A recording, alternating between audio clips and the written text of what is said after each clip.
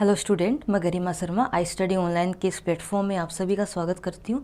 तो आज की क्लास में डिस्कस करेंगे अपन अध्यारोपण प्रमेय क्या होती है, इसका कंप्लीट प्रूफ करेंगे और इसका स्टेटमेंट क्या होगा वो भी डिस्कस करेंगे। ठीक है, तो देखिए डिस्कस करते हैं। तो बेसिकली जो अपने पास नेटवर्क थ्योरम होती है, जाल प्रमेय जो होती है, उनके द्वारा अपन सर्किट को इजीली समझ सकते हैं, उसको एक्सप्लेन कर सकते हैं।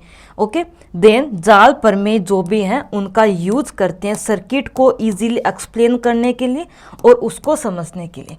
कई अपने पास नेटवर्क थ्योरम है, लेकिन आज डिस्कस करेंगे अपन सुपरपोजिशन थ्योरम क्या होती है, अध्यारोपण प्रमेय क्या होती है। तो सबसे पहले इसका स्टेटमेंट क्या होगा उसको समझते हैं और देन आफ्टर इसका कंप्लीट प्रूफ करेंगे। ओके, देखिए तो पहले आपको डायग्राम बनाना है।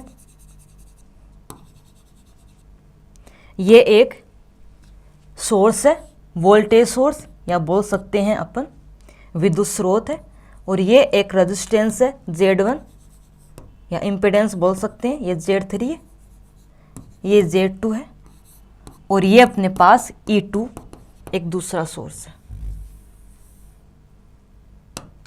इसके स्टेटमेंट की अगर बात करें तो वो क्या होगा उसको समझते हैं। देखो, एक ऐसा नेटवर्क क्या होगा, नेटवर्क बेसिकली दो या दो से अधिक जो अपने पास ग्रुप ऑफ सर्किट्स हैं उनसे मिलकर बनता है। तो अगर अपने पास कोई एक नेटवर्क है तो ऐसा नेटवर्क जिसके अंदर दो या दो से अधिक सोर्सेज है, दो या दो से अधिक सोर्सेज है एंड कई यहाँ पे क्या है इम्पीडेंस प्रतिबाधाएं हैं। तो इसके अंदर इस सर्किट में किसी भी आप इम्पीडेंस को, किसी भी एलिमेंट को ले सकते हो। सपोज दैट ये अपने पास कोई एक एलिमेंट है, तो इससे सपोज दैट इस केस में I1 करंट फ्लो होती है, माना इसमें I1 करंट फ्लो होती है। तो ये जो I1 करंट है ये बराबर होगी, ये I1 करंट बराबर होगी सम ऑफ ये जो अपना सोर्स है इसकी वजह से यहाँ पे कितनी करंट फ्लो होगी, माना I1 डैश होगी, जब दूसरे सोर्स को क्या करते हैं उसके इंटरनल इम्पीडेंस से रिप्लेस कर देते हैं। ओके, और जो वोल्टेज का सोर्स होगा उसकी इंटरनल इम्पीडेंस होती है 0, लेकिन करंट सोर्स की इंटरनल इम्पीडेंस क्या होती है, इनफाइनाइट होती है। ठीक है, देन इसी तरह ये जो अपना सोर्स है इसकी वजह से Z1 से कितनी करंट फ्लो होगी, माना I1 डबल डैश होगी, और उस केस में E1 सोर्स को रिप्लेस करते हैं उसकी इंटरनल इम्पीडेंस से। ठीक है, तो ये I1 करंट बराबर I1 dash plus I1 double dash, इसी को बोलते हैं अपन अध्यारोपण प्रमेय, सुपरपोजिशन थ्योरम। ओके, वापस समझते हैं इसका स्टेटमेंट क्या होगा।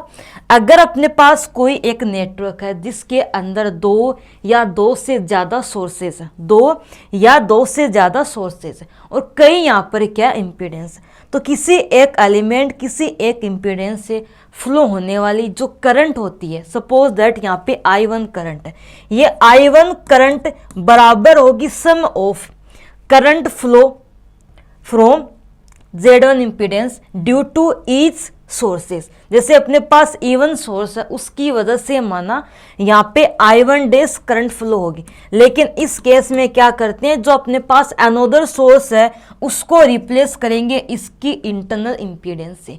ओके, इसी तरह इसकी वजह से यहाँ पे करंट है I1 डबल डैश, और उस केस में क्या करेंगे E1 सोर्स को अपन रिप्लेस करेंगे इसकी इंटरनल इम्पीडेंस से। ओके, और वोल्टेज सोर्स की इंटरनल इम्पीडेंस क्या होती है, 0 होती है। ठीक है, अब क्या करेंगे, ये जो स्टेटमेंट है इसको प्रूफ करेंगे। उसके लिए सबसे पहले ये सर्किट है, इस सर्किट में जो Z1 इम्पीडेंस है उससे I1 करंट फ्लो हो रही है, उस I1 का मान निकालेंगे। ओके, उसके बाद क्या करेंगे, इसको रिप्लेस करेंगे इंटरनल इम्पीडेंस से और इसकी वजह से करंट कितनी है वो फाइंड आउट करेंगे।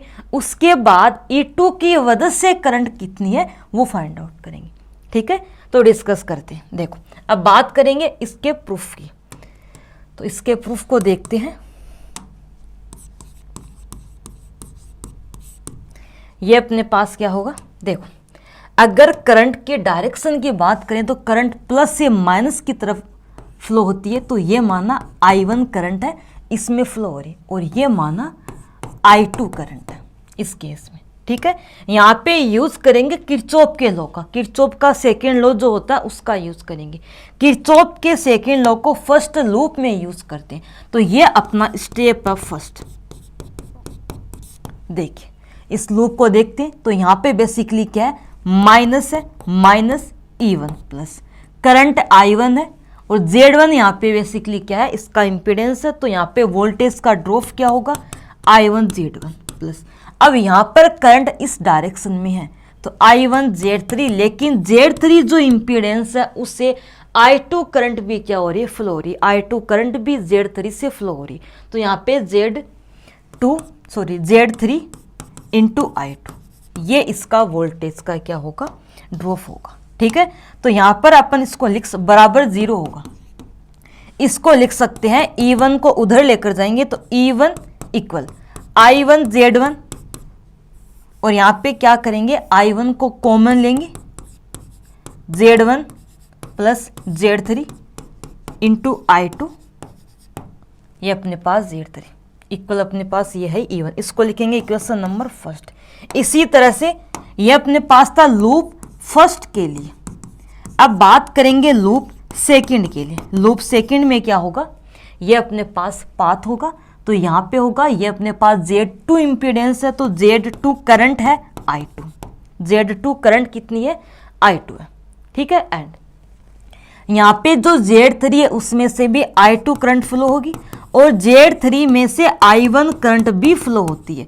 माइनस करेंगे E2 इक्वल 0। E2 को उधर लेकर जाएंगे और जब E2 को उधर लेकर जाएंगे उस केस में क्या बनेगा, Z2 I2 को कॉमन ले लेते हैं, Z2 plus Z3 plus I1 Z3 equal E2।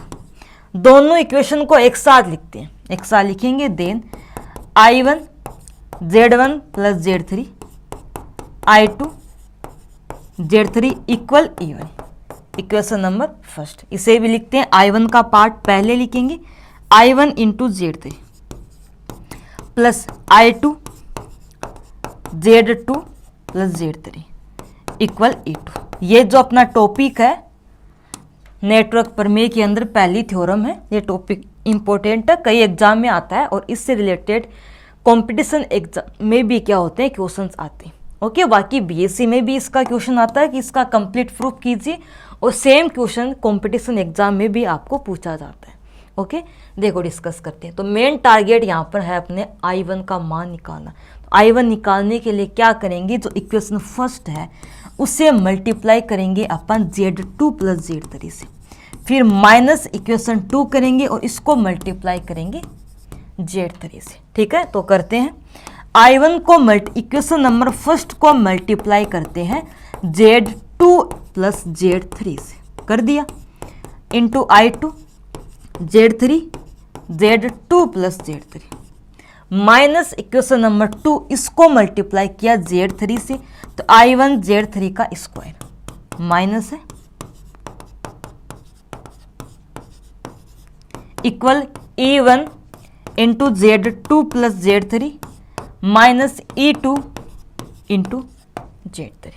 अब जो पार्ट कटेगा उसको कैंसिल कर देंगे और ये अपने पास क्या है, पार्ट यहाँ पे कैंसिल आउट होगा। तो क्या बचेगा, I1 इक्वल, I1 में जो भी कॉमन आएगा उसको उधर लेकर जाएंगे, then E1 Z2 plus Z3 minus E2 Z3 upon यहाँ पे I1 में कॉमन क्या आएगा, एक तो ये है Z1 plus Z3 into Z2 plus Z3 minus क्या है, Z3 का स्क्वायर। इसको सिंप्लीफाई करते हैं तो I1 का मान क्या आएगा, E1 Z2 प्लस Z3, इसमें भी क्या करेंगे, इसका भाग देंगे, इसको ओपन कीजिए, Z1 into Z2 Z1 into Z3 और ये अपने पास Z3 into Z2 plus Z3 into Z3 का स्क्वायर, और Z3 का स्क्वायर इससे क्या होगा, कैंसिल होगा। तो जब इसको सोल्व करोगे तो आएगा Z1 into Z2 Z1 into Z3 plus Z2 into Z3, same part इसमें डिवाइड करेंगे। तो ये अपने पास I1 का मान तो आ चुका है। अब क्या करेंगे, अब अपन बेसिकली इक्वेशन नंबर इसको लिखिए 3। अब यहाँ पे क्या करेंगे, जो अपना सेकंड था सोर्स उसको रिप्लेस करेंगे, स्टेप नंबर सेकंड लिखेंगे और सेकंड सोर्स को रिप्लेस करेंगे उसकी इंटरनल इम्पीडेंस से। देन ये अपने पास डायग्राम है, इसमें बेसिकली पहले डायग्राम को ड्रॉ करते हैं। इंटरनल इम्पीडेंस वोल्टेज सोर्स की कितनी होती है, 0 होती है, तो इसको रिप्लेस कर दिया इंटरनल इम्पीडेंस।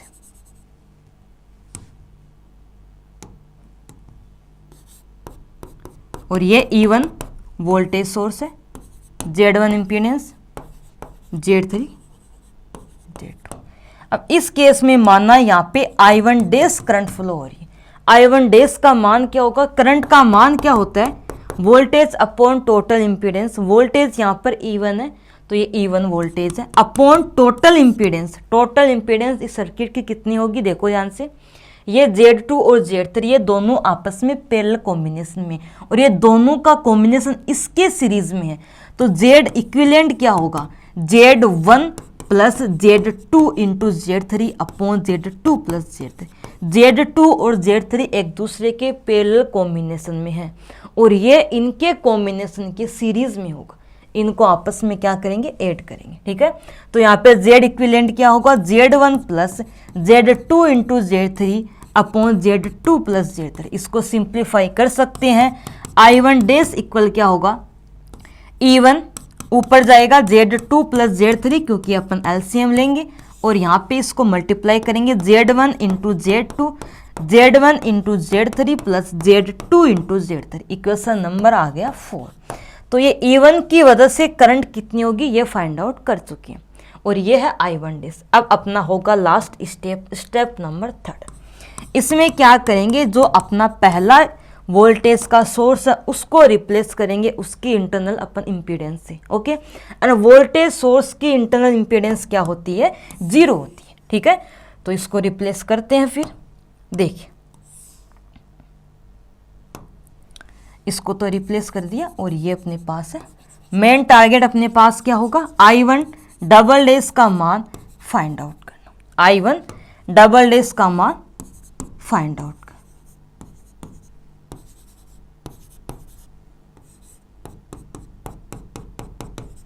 माना यहां से करंट है I1 डबल डैश, करंट की डायरेक्शन यही होगी, ये अपने पास प्लस है तो यहाँ से करंट बाहर निकलेगी और 2 पार्ट में ब्रेक होगी। एक पार्ट यहाँ आएगा, एक पार्ट यहाँ पे आएगा, ठीक है। तो बेसिकली ये जो अपना कंप्लीट सर्किट है इसमें अपने पास टोटल करंट कितनी होगी पहले वो फाइंड करते हैं। टोटल करंट माना I टोटल है, ये होता है E2 अपॉन टोटल इम्पीडेंस, और टोटल इम्पीडेंस में ये दोनों आपस में पैरेलल कॉम्बिनेशन में और ये सीरीज में है। तो टोटल इम्पीडेंस बेसिकली ये होगा, Z1 क्या है, Z3 के साथ समांतर क्रम में संयोजित है और ये अपने पास क्या श्रेणी क्रम में इनके साथ। ओके, तो ये है टोटल करंट, ठीक है। अपना टारगेट है Z1 से कितनी करंट फ्लो होती है उसको फाइंड आउट करना। इसको फाइंड करने के लिए यूज करेंगे करंट डिवाइडर रूल। क्या यूज करेंगे, करंट डिवाइडर रूल। तो माना अपने पास यहाँ पर एक इम्पीडेंस है, यहाँ पर है, इसमें I करंट फ्लो होती है, इसका I1 पार्ट यहाँ गया, I2 पार्ट यहाँ गया। I1 I2 फाइंड करने के लिए करंट डिवाइडर रूल का यूज करते हैं कि I1 का मान होगा इसका इम्पीडेंस, सपोज दैट माना Z2 है, इसका माना Z1 है, तो I1 का मान होगा Z2, दूसरे का लेंगे impedance upon total impedance into total current. इसी तरह I2 का मान कैसे निकालेंगे, Z1 into I upon Z1 plus Z2, इसे फाइंड आउट करेंगे। तो यहाँ पे सेम है, टोटल करंट I का मान पता है, I का मान 2 पार्ट में ब्रेक होगा, तो I1 डैश यहाँ पे क्या करेंगे अपन फाइंड आउट कर सकते हैं करंट डिवाइडर रूल से। ओके, तो करंट डिवाइडर रूल की सहायता से फाइंड आउट करेंगे I1 डबल डैश का मान। तो I1 डबल डैश क्या होगा, इम्पीडेंस लेंगे दूसरे का Z3 upon Z1 plus Z3 into करेंगे टोटल करंट। तो ये जो करंट है इसका मान यहाँ पे पुटअप कर सकते हैं, I1 double dash equal Z3 upon Z1 plus Z3, और ये रहा I टोटल E2। एलसीएम ले सकते हैं। एलसीएम अपने पास क्या होगा, Z1 प्लस Z3 जो कि ऊपर जाएगा, और यहाँ पर क्या बचेगा, Z1 Z2 plus Z3 Z2 plus Z1 Z3। जो पार्ट कैंसिल होगा उसको काट देंगे, तो ये पार्ट यहाँ पर क्या होगा, कैंसिल होगा। ओके, देन ये अपने पास I1 डबल डेस और ये आएगा E2 Z3 upon Z1 Z2 plus Z2 Z3 plus Z3 Z1। Equation number कितना हो चुका, इक्वेशन नंबर अपने पास 4 हो चुकी, इसको लिखिए 5 नंबर। तो I1 का मान आ चुका, I1 डेस का मान आ चुका, I1 डबल डेस का मान आ चुका। ओके, तो इस थ्योरम के अकॉर्डिंग अपन ये बोल सकते हैं कि I1 अपने पास क्या है, I1 dash plus I1 double dash के बराबर होगा। इसी को अपने को प्रूफ करना था। अगर I1 डेस का मान आप यहाँ पे पुट करोगे, I1 डेस का मान क्या करेंगे, पुट करेंगे, तो टोटल करंट का मान क्या था, I1 इक्वल I1 डेस। I1 डेस का मान अभी डिस्कस किया था, ये रहा अपने पास, कहाँ गया, ये रहा E1 into Z2 plus Z3। E1 इसको पुटअप करते हैं, E1 into Z2 plus Z3, ये I1 डेस का मान पुटअप कर दिया। लेकिन जो I1 डबल डेस है उसको लिखेंगे अपन माइनस, क्योंकि I1 डेस इस डायरेक्शन में है, I इस डायरेक्शन में है, लेकिन I1 डबल डेस इसके अपोजिट है, तो क्या करेंगे, माइनस लगाएंगे। ओके, देन माइनस करेंगे I1 डबल डेस, तो माइनस करेंगे और इसको पुटअप कर देंगे, तो ये अपने पास कुछ इस तरह से आएगी, और यही अपने को प्रूफ करना था। ये जो करंट अपने पास आई है, सेम करंट जब डिस्कस किया था स्टेप नंबर फर्स्ट, उसमें फाइंड आउट किया था, सेम करंट। देखो कंपेयर करो इनको, कहाँ गई,